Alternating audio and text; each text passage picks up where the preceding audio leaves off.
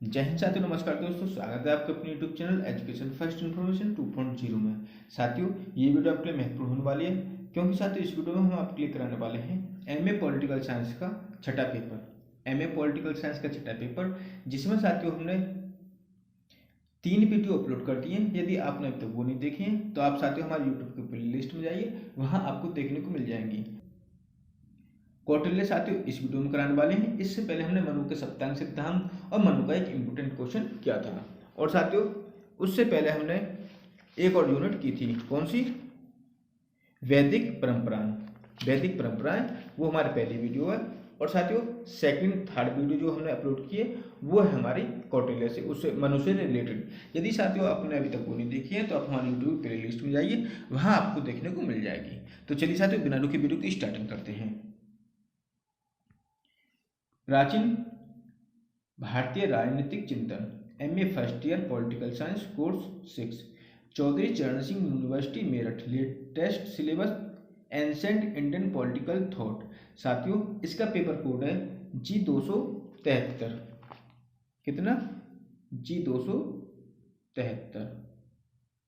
ये साथियों आपका इसका पेपर कोड है, और साथियों ये पेपर आपका 6 है। ये पेपर 6 है, और साथियों इसमें हमने 2 यूनिट कंप्लीट करा दी है। ये तीसरी यूनिट है हमारी कौटिल्य की। तो चलिए साथियों यूनिट की तरफ चलते हैं और उसका पहला क्वेश्चन देखते हैं। पहला प्रश्न है, कौटिल्य की विचारधारा के अनुसार राज्य की उत्पत्ति एवं उद्देश्यों की व्याख्या कीजिए। ये साथियों आपका 2020 में क्वेश्चन आया था कि कौटिल्य की विचारधारा के अनुसार राज्य की उत्पत्ति एवं उद्देश्यों की व्याख्या कीजिए। तो इसका उत्तर देखते हैं साथियों, राज्य की उत्पत्ति। इससे पहले साथियों आप हमारे यूट्यूब चैनल पर नए हैं तो प्लीज़ हमारे चैनल को सब्सक्राइब कर लें और हमारे वीडियो को लाइक कर दें और अपने फ्रेंडों को शेयर कर दें, ताकि साथियों जैसे ही हम नेक्स्ट वीडियो अपलोड करें आप तक उसकी सूचना पहुंच जाए। तो चलिए साथियों उत्तर की तरफ चलते हैं। कौटिल्य ने राजा की उत्पत्ति के संबंध में सामाजिक समझौते के सिद्धांत को स्वीकार किया है। उन्होंने बताया है कि राज्य से पूर्व समाज में मत्स्य न्याय का प्रभाव था। जिस तरह से बड़ी मछली छोटी मछली को निगल जाती है, उसी तरह समाज के सबल पुरुष निर्बल पुरुषों के विनाश में हमेशा सक्रिय रहा करते हैं। इसका मतलब है कि साथियों जो बड़े लोग हैं वो छोटे लोगों का दोहन करते हैं। ठीक है साथियों, आगे देखते हैं। इस व्यवस्था से तंग आकर लोगों ने विनस्वत के पुत्र मनु को अपना राजा बना लिया। ये लोग इसे अपना अन्न की उपज का 6वां भाग, व्यापार द्वारा प्राप्त धन का 10वां भाग और सोने की आय का कुछ भाग कर के रूप में देने लगे। मनु को राजा नियुक्त करते समय इन लोगों ने यह स्पष्ट कर दिया कि कर वे राजा को तभी देंगे जबकि वह उनके योगक्षेम की समुचित व्यवस्था करता रहेगा। इस प्रकार राज्य की उत्पत्ति एक सामाजिक समझौते का परिणाम थी। कौटिल्य ने हॉब्स द्वारा वर्णित प्राकृतिक अवस्था के लक्षणों को मान्यता दी है।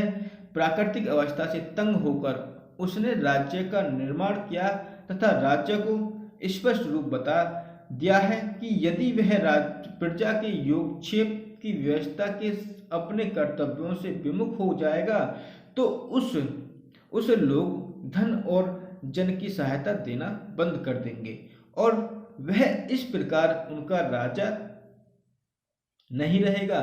कौटिल्य ने राज्य की उत्पत्ति के अपने इस सिद्धांत में लोक वित्त पर जनता का अधिकार माना है। उनके अनुसार राजा द्वारा बना प्रजा की पूर्व अनुमति है कि इस पर कर नहीं लगाए जा सकते। वह धन एकत्रित करने और उसे खर्च करने का अधिकार नहीं रखता था। इस प्रकार कौटिल्य राजा की निरंकुशता पर एक महत्वपूर्ण प्रतिबंध लगाते हैं जो उनकी सूझबूझ को प्रदर्शित करता है। आगे देखते हैं साथियों। वे राज्य के वे राज्य के स्वायत्ती रूप में विश्वास करते हैं। उन्होंने राज्य की 7 प्रकृतियां बताई हैं: स्वामी, आमत्य, जनपद, दुर्ग, कोश, दंड और मित्र। इन प्रकृतियों को कौटिल्य ने राज्य के अवयव कहकर संबोधित किया है। इस प्रकार इनके मतानुसार राज्य एक ऐसा सावयवी है जिसकी रचना 7 अवयवों से मिलकर होती है। कौटिल्य द्वारा वर्णित राज्य की सावयविक रूप कोई विदेशी या यानी आयात नहीं है, वरन यह शुद्ध रूप से भारतीय है। इसका उद्गम स्थान ऋग्वेद का पुरुष सूक्त है। कौटिल्य ने राज्य की विभिन्न प्रकृतियों का वर्णन किया है। उन्होंने राजा को कार्यपालिका का सर्वोच्च अधिकारी माना है। उसके बाद मंत्रियों का नाम लिया गया है जो राजा को परामर्श देते हैं और शासन कार्यों को संचालित करते हैं। दुर्ग को राज्य की रक्षा के लिए आवश्यक माना गया है, जबकि जनपद या भूभाग राज्य के अस्तित्व का एक भौतिक आधार है। कोश राज्य की जनता को सुख एवं समृद्धि के लिए अनिवार्य है और दंड के बिना राज्य में शांति व्यवस्था नहीं की जा सकती। इसके अतिरिक्त मित्र राज्य का होना राज्य के अस्तित्व एवं सुरक्षा के लिए जरूरी माना गया है। राजनीति शास्त्र के आधुनिक विद्वान सामान्यतः राज्य के 4 आवश्यक तत्व मानते हैं। ये भूमि, जनसंख्या, सरकार और संप्रभुता। कौटिल्य ने इनमें कोश, दुर्ग और मित्र को स्थान देकर तत्कालीन परिस्थितियों के प्रभाव को प्रदर्शित किया है। आगे देखते हैं साथियों, राज्य का उद्देश्य। कौटिल्य ने राज्य को केवल नागरिकों की आंतरिक एवं बाह्य सुरक्षा का काम ही नहीं सौंपा है, वरन व्यक्ति के जीवन के पूर्ण विकास के लिए राज्य को आवश्यक माना है। अच्छे राज्य के लिए स्वस्थ और सुदृढ़ अर्थ माना गया है। जब तक यह प्राप्त नहीं की जाती तब तक स्थायी नहीं रह सकता और न ही बाह्य आक्रमणों से इसकी रक्षा की जा सकती है। कौटिल्य ने राज्य के कार्य का क्षेत्र पर्याप्त व्यापक बताया है कि अर्थशास्त्र के माध्यम से व्यक्ति को धर्म, अर्थ, धर्म और काम तीनों की प्राप्ति का प्रयास किया गया है, जिसके व्यक्ति का लौकिक तथा पारलौकिक कल्याण हो। ये साथियों हमने पहला क्वेश्चन देखा है। अब दूसरा क्वेश्चन देखते हैं इसका, किसका? कौटिल्य का। प्रश्न दूसरा यानी हमारा वीडियो का दूसरा, लेकिन बुक का क्रम है 12वां। कौटिल्य का राजा अत्याचारी नहीं हो सकता। प्रश्न है कि कौटिल्य का राजा अत्याचारी नहीं हो सकता, चाहे वह कुछ बातों में स्वेच्छाचारी रहे, क्योंकि वह धर्मशास्त्र और नीतिशास्त्र के सुस्थापित नियमों के अधीन रहता है। इस कथन की व्याख्या कीजिए। अथवा कौटिल्य का राजा उसके राजनीतिक दर्शन का केंद्र बिंदु है, व्याख्या कीजिए। ये साथियों या तो 12वां आ जाए, 12वां का मतलब है कि अथवा में आ जाए साथियों, या तो ये क्वेश्चन आ जाए या ये क्वेश्चन आ जाए। तो आपको उत्तर ये वाला करना है जिसे हम करा रहे हैं साथियों, क्योंकि साथियों प्रश्न का पूछने का तरीका बदल सकता है।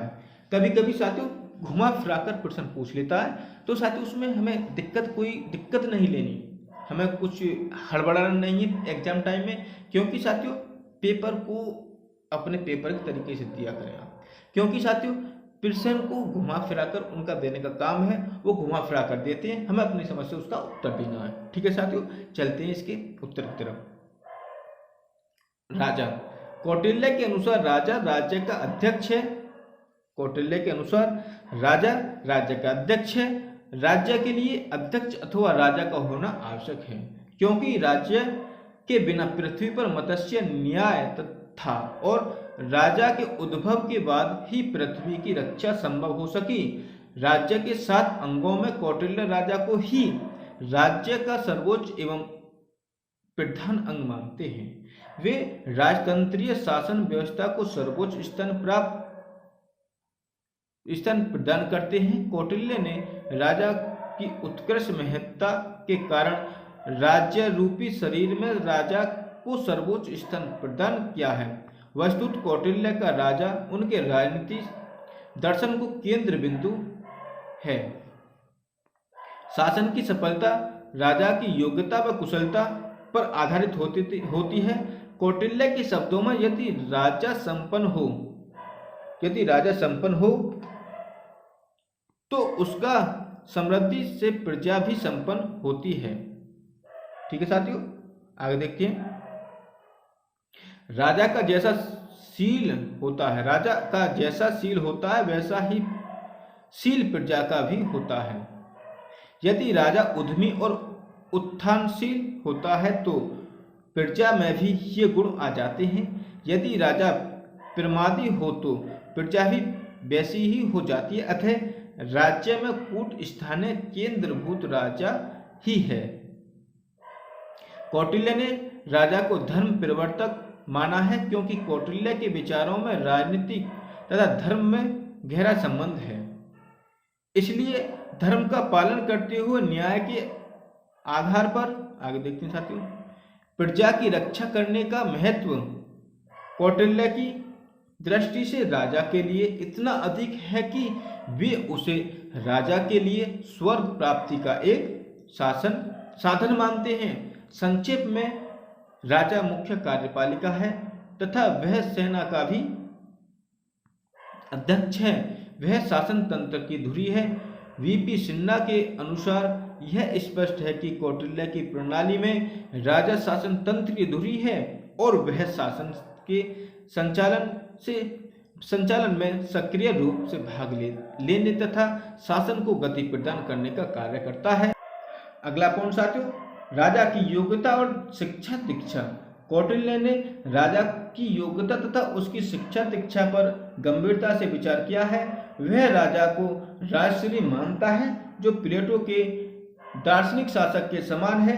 कौटिल्य का मत है कि राजा इंद्रिय निग्रह का अभ्यासी हो तथा राजा को अनुवांशिकी, त्रि, वार्ता व दंडनीति में पूर्णतः प्रशिक्षित होना चाहिए। उनका यह भी विचार है कि राजा को अर्थशास्त्र, नीतिशास्त्र तथा दंडनीति में पारंगत होना चाहिए। कौटिल्य के अनुसार राजा को दर्शन शास्त्र और वेद का भी ज्ञान होना चाहिए।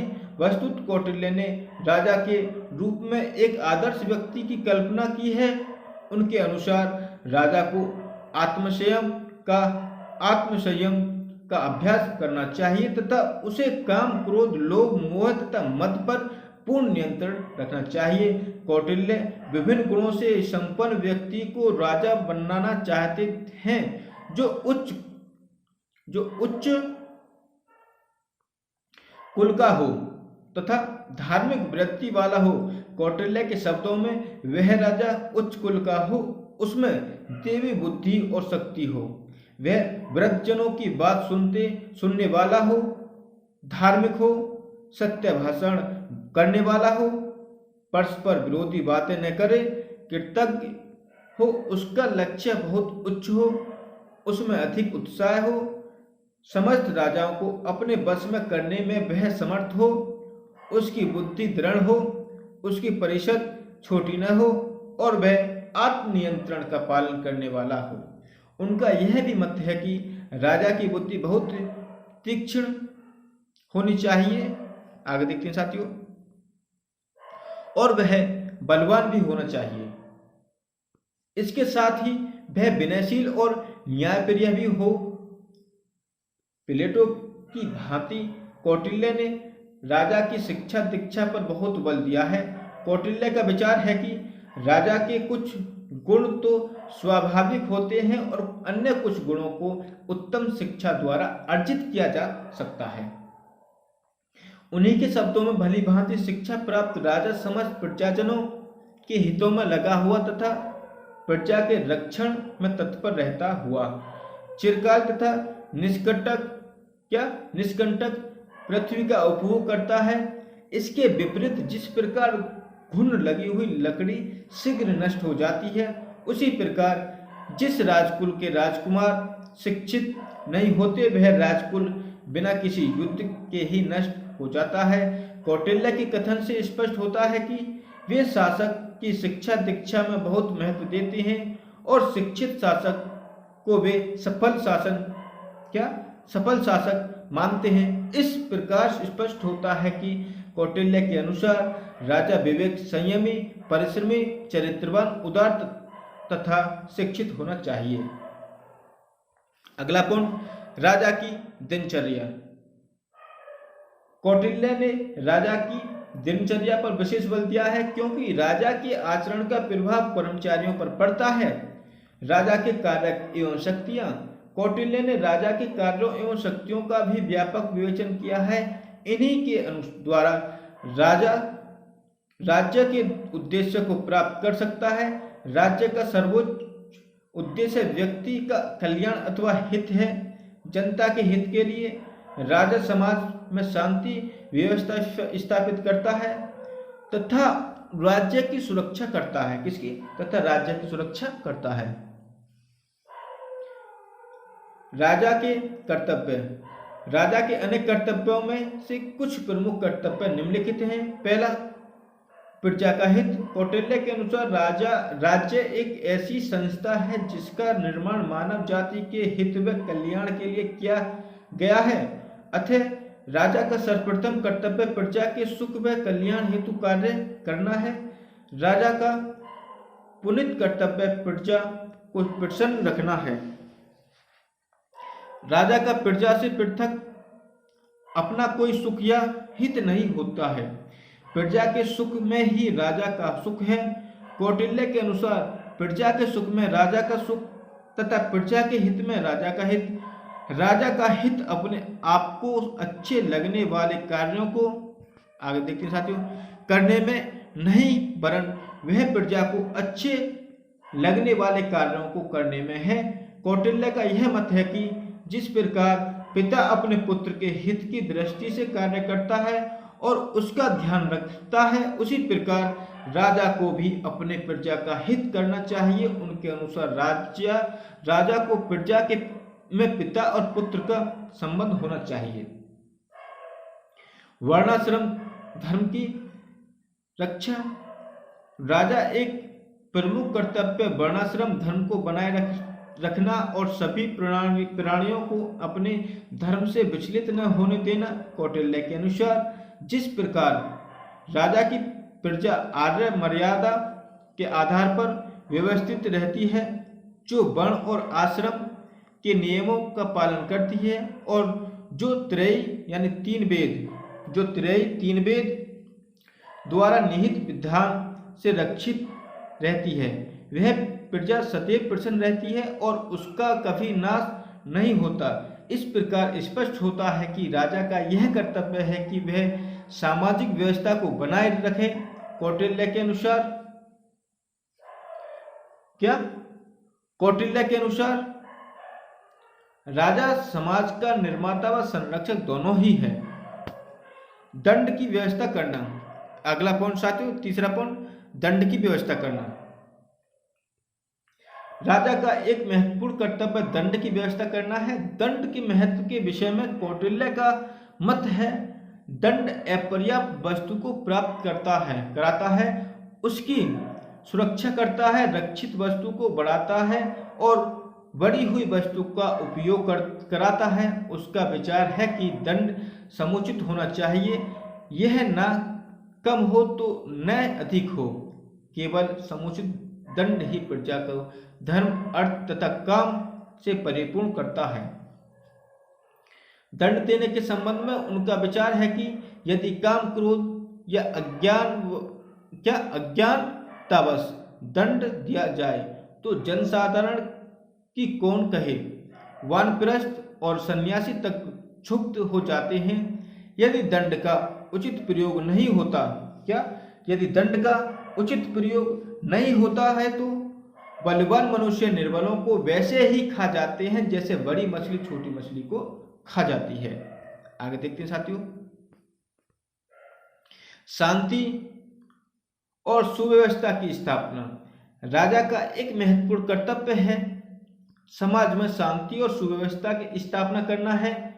इसके लिए वह यह देखता है कि सभी व्यक्ति अपने अपने कर्तव्य का पालन करें तथा जो समाज में अव्यवस्था उत्पन्न करे अथवा अपने कर्तव्यों का पालन न करे उन्हें दंड तो बाह्य आक्रमण से सुरक्षा के लिए एक स्थायी तथा अनुशासनबद्ध सेना की भी व्यवस्था करे और यदि आवश्यक हो तो युद्ध भी करे।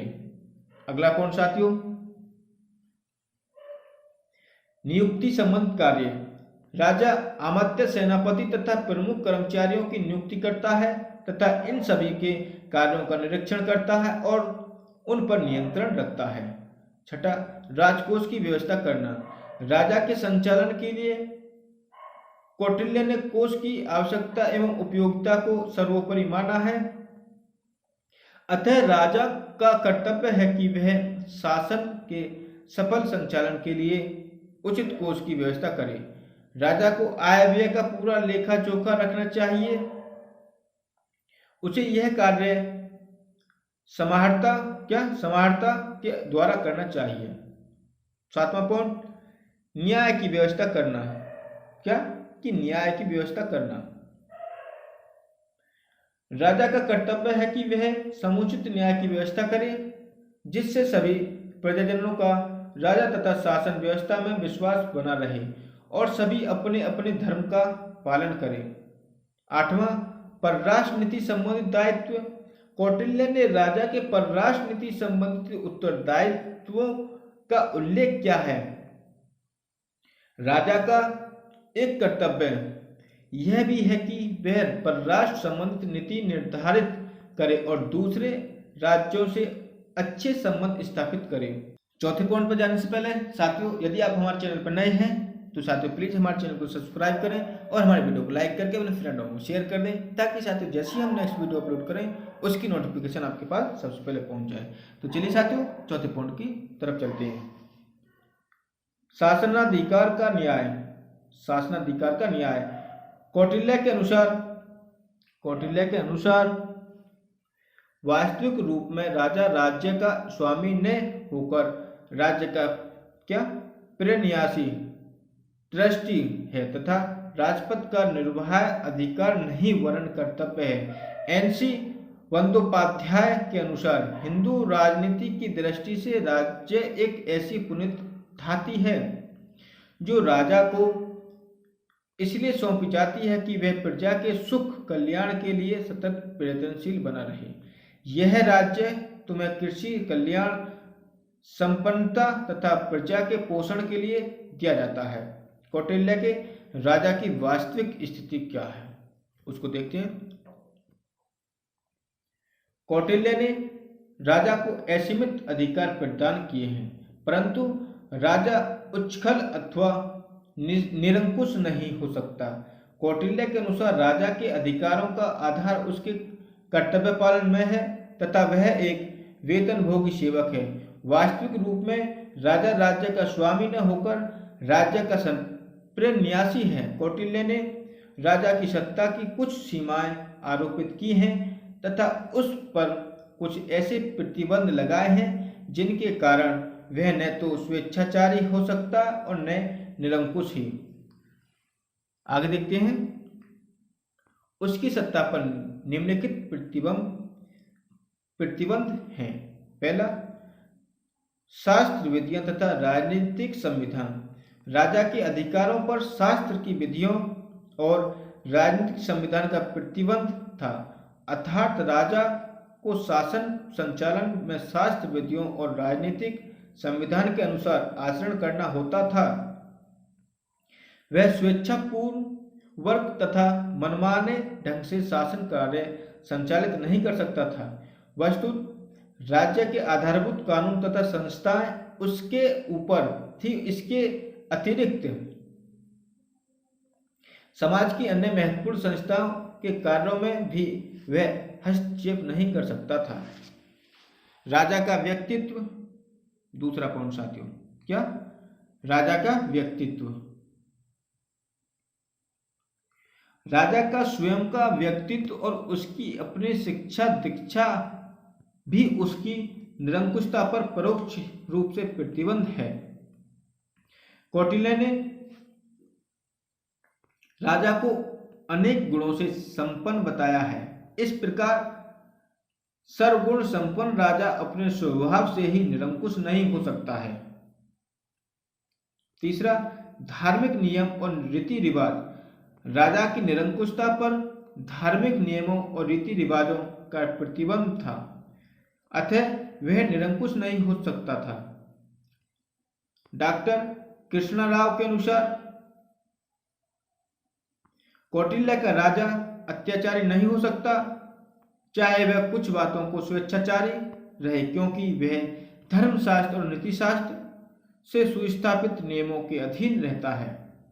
राजा के लिए स्वधर्म के परंपरागत नियमों और वर्णाश्रम धर्म को बनाए रखना भी आवश्यक था, अतः राजा निरंकुश नहीं हो सकता था। क्या? अतः राजा निरंकुश नहीं हो सकता था।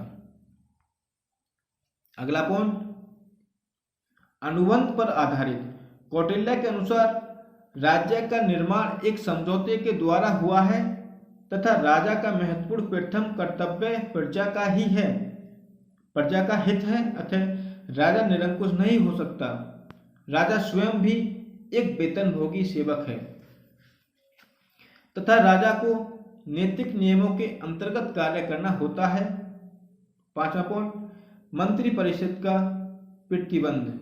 मंत्रिपरिषद का शासन में महत्वपूर्ण स्थान था, उसके अधिकार भी लगभग राजा के समान थे, अतः मंत्रिपरिषद राजा की शक्ति पर नियंत्रण रखकर उसे निरंकुश बनने से रोकती थी। उपरोक्त विवेचन से स्पष्ट है कि राजा की सत्ता पर अनेक सीमाएं थी। क्या? कि राजा की सत्ता पर अनेक सीमाएं थी, अतः वह निरंकुश नहीं बन सकता था। डॉक्टर कृष्ण राव के अनुसार कौटिल्य का राजा अत्याचारी नहीं हो सकता, चाहे कुछ बातों में वह स्वेच्छाचारी रहे, क्योंकि वह धर्मशास्त्र और नीतिशास्त्र के सुस्थापित नियमों के अधीन रहता है। राजा को केवल प्रजा का हित करना था, वह जनता का हितैषी था तथा स्वतंत्र रूप से कोई भी कार्य करने में इतनी शक्तिशाली नहीं था कि वह जनता की अवहेलना करे। सालेटोरे के अनुसार वह अपना राज्य और जीवन खोए बिना यूनान के अत्याचारी राजाओं जैसा नहीं बन सकता था, क्योंकि भारत में जनता ऐसे राजा को सहन नहीं कर सकती थी। यद्यपि राजा का पद सर्वोच्च था, किंतु न तो वह जनता से पृथक था और न उसके लिए विदेशी ही, और वह जैसा चाहे जनता के प्रति व्यवहार करने के लिए स्वतंत्र न था। अतः कहा जा सकता है कि यद्यपि राजा निरंकुश नहीं था, परंतु फिर भी राज्य के 7 अंगों में राजा का स्थान सर्वाधिक महत्वपूर्ण था। वस्तुतः कौटिल्य का राजा उसके राजनीतिक दर्शन का केंद्र बिंदु है। ये साथियों आपके हमने कौटिल्य से, जो आपकी तीसरी यूनिट थी साथियों, तीसरी यूनिट, उससे हमने 2 क्वेश्चन लिए हैं। और साथियों ये आपका पेपर 6 है और साथियों इसका पेपर कोड है G273। ठीक है साथियों, G273 साथियों आपका पेपर कोड है। और साथियों इस बुक का नाम है प्राचीन भारतीय राजनीतिक चिंतन। इस बुक का नाम आपका प्राचीन भारतीय राजनीतिक चिंतन यानी ancient Indian political thought. Indian political thought. यदि साथियों आपको वीडियो पसंद आई हो तो वीडियो को लाइक करें, शेयर करें और हमारे चैनल को सब्सक्राइब करें, ताकि साथियों जैसे ही हम नेक्स्ट वीडियो अपलोड करें आप तक उसकी सूचना पहुंच जाए। तो चलिए साथियों यहीं तक, धन्यवाद साथियों।